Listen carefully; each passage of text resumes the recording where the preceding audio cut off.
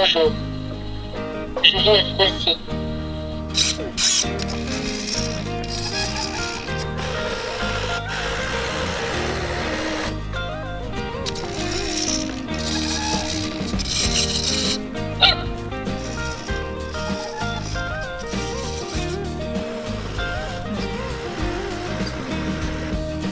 Vos premières impressions sur la programmation? Difficile au début. Parce que c'était compliqué comme c'est tout en anglais, parce qu'on n'a pas pu les remettre en français. Puis après, il fallait découvrir tout ce qu'ils pouvaient faire aussi. Maintenant ça va. C'est plus facile. Oui. Qu'est-ce qui vous a motivé pour apprendre la programmation? C'est nouveau, Ouais. ça change On de voit ce pas qu'on ça fait tous les d'habitude. jours. Ouais. La programmation se faisant en anglais, cela vous a-t-il permis d'apprendre de nouveaux mots?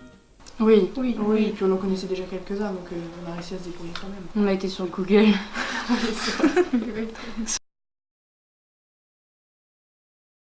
Quel est selon vous l'avantage d'utiliser ESOI pour l'apprentissage de la programmation?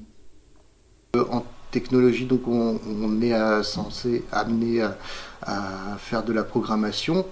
La programmation peut être trop virtuelle et trop pas assez concrète. Donc c'est pour ça, tout de suite, quand ils ont vu le robot et qu'ils ont vu l'application directe qu'on pouvait faire, enfin les applications directes qu'on pouvait faire avec le robot, ça a été, ils ont accroché tout de suite. Et même des élèves qui sont pas forcément férus de Scratch, et ils ont tout de suite pris en main le robot, et ils ont vu les blocs. Et ce qui était intéressant aussi, c'est que même par rapport aux langues, l'anglais ça leur a pas fait peur. Au début, ils ont cherché quelques mots, et puis je leur ai dit allez, essayez de trouver, et puis ça a été vraiment impeccable. Moi, j'ai trouvé vraiment une utilisation très rapide. Très rapide, alors même des fois, même en maths, parce qu'on est en collaboration avec les mathématiques, ça peut être encore trop virtuel. Et là justement, ça a été vraiment très concret de déplacer le robot, parce que même si c'est sur un écran, ça reste encore qu'un écran. Là, ils voient un objet qui se déplace en vrai, quoi. Ça, c'est vraiment important. Et après, bon, le fait qu'il parle, le côté très ludique, et puis qu'ils puissent programmer tout de suite, voir les blocs sur lesquels ils peuvent interagir, etc. C'est impeccable, quoi. Avez-vous rencontré des difficultés avec ESOI?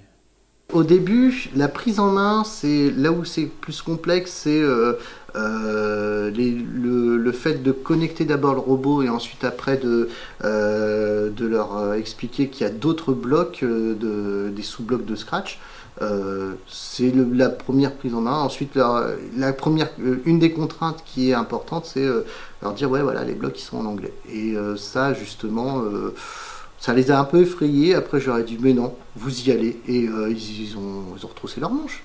Une fois qu'ils ont pris en main les élèves, je laisse vraiment se débrouiller, et ils y arrivent très bien. Qu'est-ce que cette expérience vous a apporté de plus par rapport aux cours habituels? D'habitude, on fait plutôt des instructions sur l'ordinateur.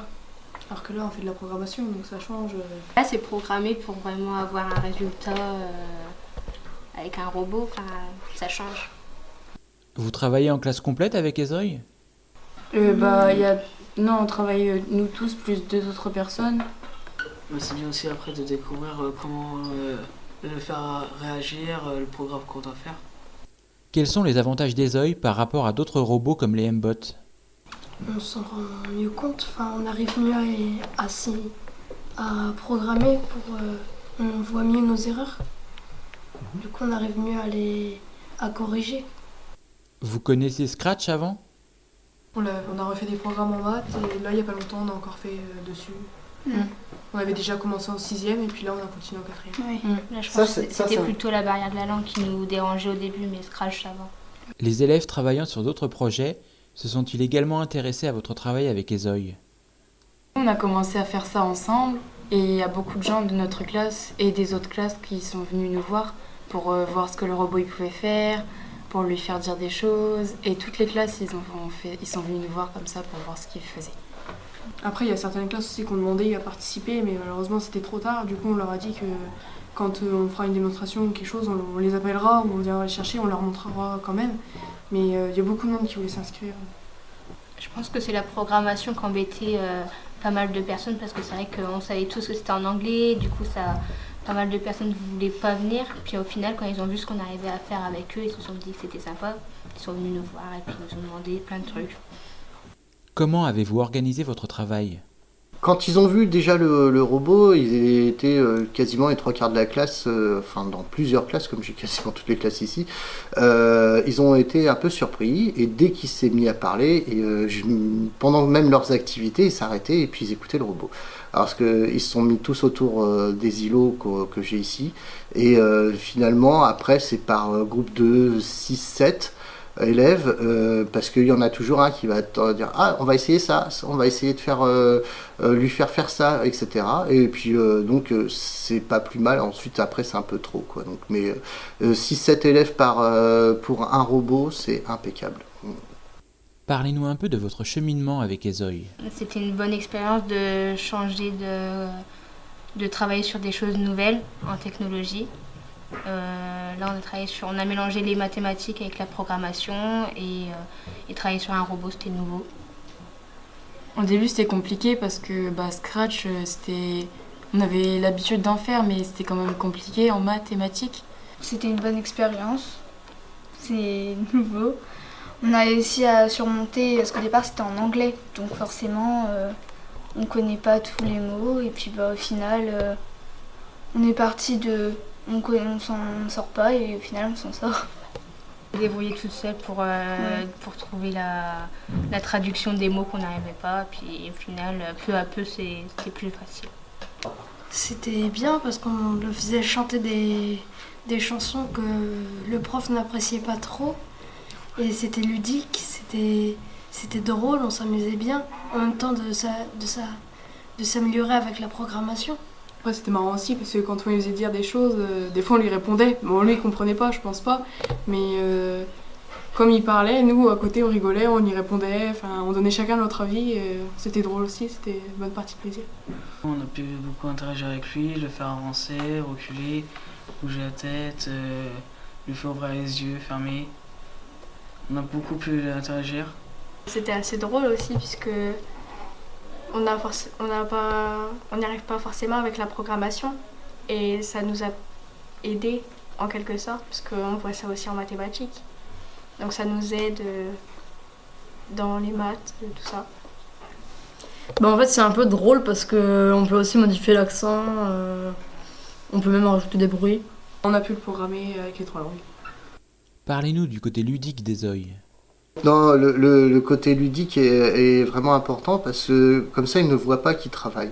Et quand ils ont commencé à faire chanter le robot avec des chansons qui n'étaient pas forcément de mon goût, c'était aussi pour m'envoyer un pic, mais je leur ai laissé vraiment pour qu'ils puissent prendre en main et avec presque une totale liberté. Et ça a été vraiment impeccable pour qu'ils puissent se dire ouais, on va essayer de trouver quelles sont les fonctions supplémentaires. Et justement, là, comme le robot est fourni de pas mal de fonctions, entre avancer, écouter, et puis même parler surtout, ça c'était incroyable. Tout de suite ils ont adhéré, et puis par rapport même à d'autres robots, là c'est pas que des déplacements, c'est aussi, on peut même lui donner presque une mission, donc ça peut être intéressant. Et les élèves, on leur dit faites ce programme, ou quel est le but de votre programme, et ensuite après ils vont le faire par eux-mêmes, parce que comme il a beaucoup plus de possibilités que d'autres robots, c'est là le fait que ce soit très intéressant.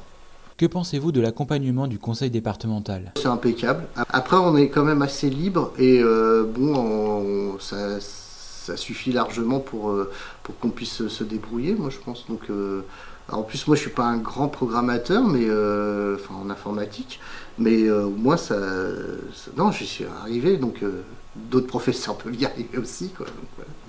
Au début, la Numéritek, elle propose des techniques qu'on n'a pas forcément en dotation, et avant de se dire est-ce qu'on fait une dotation pour le collège, c'est bien de la tester. Et justement, j'avais commencé par une imprimante 3D, ensuite j'avais testé d'autres robots, etc., donc, qui font partie de la Numéritek, et on se dit quel robot on va se destiner et pourquoi, quel est l'intérêt pédagogique.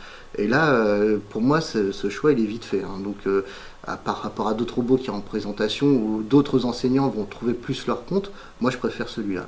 Voilà.